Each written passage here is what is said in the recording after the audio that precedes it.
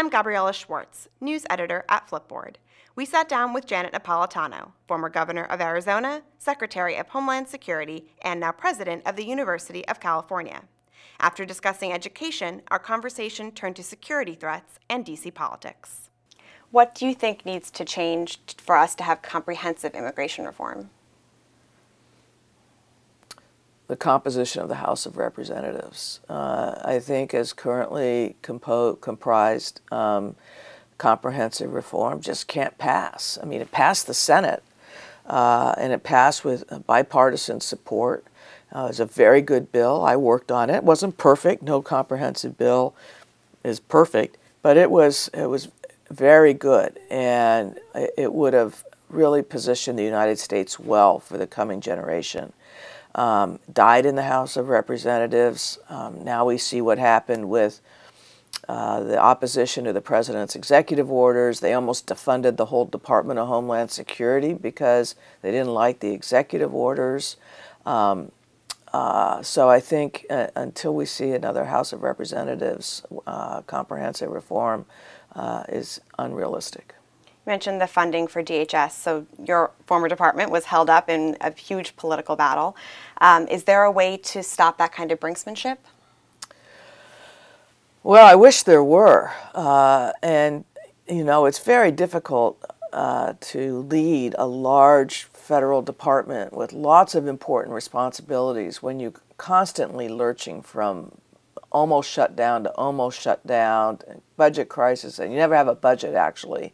I don't know that I ever had a real budget in the almost 5 years I was the secretary. So it makes it very difficult to do your job as well as it can be done. Unfortunately, you know, the current state of play in Washington, D.C. is very much kind of in-your-face politics as opposed to problem-solving politics. And I can only hope that episodes like the recent almost shutdown of DHS begin to show some members of Congress that that's really no way to run a railroad. The public doesn't like it. It doesn't make for good public policy. It leaves people feeling nervous and unsettled. They never know what's going to happen. And at a certain point when you're elected, you know, you're paid to go to Washington, D.C. to help solve problems, and that means working on good compromises. You don't get your way all the time. We have a lot of threats facing our country now, ISIS and Boko Haram and cybersecurity. What do you think is the most serious threat? I guess what worries you the most? You know, I'd like to say, well, 1, 2, 3. I don't think of threats that way anymore. There are too many, and I don't rack and stack them like basketball teams. So, but when I think around the world, terrorism in different aspects, be it Al-Qaeda or Al-Qaeda inspired, be it Boko Haram. But there can be other sources of terrorism internationally as well. And then at home, right here, we grow our own. And that was of increasing, and it remains of increasing concern to me. As secretary, you were briefed every day on the threats facing our country. Every morning. Every morning. Did that impact how you see the world or how you lead today? Definitely. You know, I showed up in Washington, D.C. in January of 2009, and, you know, I'd been a governor, I'd been an attorney general, a U.S. attorney. I thought I knew a lot. I did know a lot, but I didn't know everything. And I certainly didn't appreciate just the tremendous amount of activity there is every day around the world.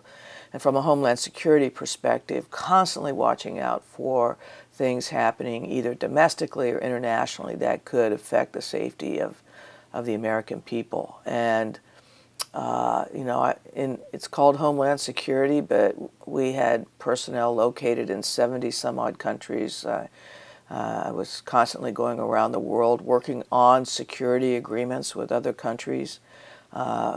Fascinating, interesting, important work, but it opened my eyes to the global dimension of Washington, D.C., where any security issue is concerned. Are there times in this job where you think about some of those briefings or some of those situations and it sort of impacts how you think about this job?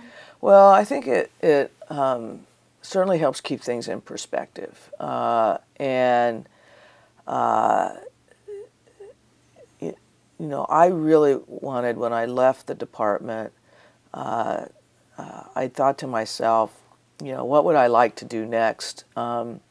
And I thought, you know, when I was governor, what I liked working on, almost the best of everything, was higher education, because the impacts are so immediate, both for the students involved, but also the economy of a state or a region.